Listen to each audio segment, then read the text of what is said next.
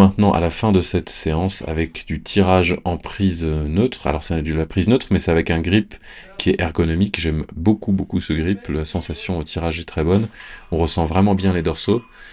Et alors par contre, effectivement, on peut voir que la poulie est un petit peu bricolée, hein. On voit qu'il y a un nombre assez important de mousquetons au niveau de l'accroche des poids, ce qui fait que, bon, c'est pas optimal pour avoir une amplitude complète, mais bon, c'était suffisant. D'ailleurs, je l'ai pas précisé, mais c'est le garage qui m'est laissé à disposition par un ami où je m'entraîne. Maintenant, j'y ai plus accès, bon, voilà, j'ai dû me débrouiller autrement entre-temps. D'ailleurs, je l'avais déjà dit dans une précédente vidéo, donc je m'entraîne, à ce moment-là, je m'entraînais encore dans ce garage, et donc c'est pas ma salle, j'ai pas déjà mon home gym, sinon, enfin, je m'emmerderais pas à vouloir ouvrir ma propre salle, et là on enchaîne sur la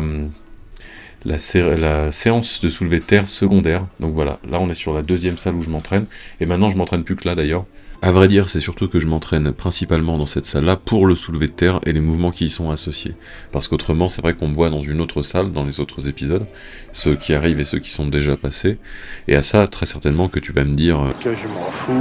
Et pourtant, ça a son importance parce que si aujourd'hui je ne peux plus pratiquer le soulevé de terre dans la plupart des salles commerciales, c'est parce que je me suis déjà fait congédier de 5 d'entre elles. Mon objectif n'étant pas de me faire blacklister de l'intégralité des salles de sport du pays, me voilà avec une nouvelle bonne raison d'ouvrir ma propre salle d'entraînement. Et en parlant d'entraînement, puisque c'est pour cela que tu regardes la vidéo, eh bien,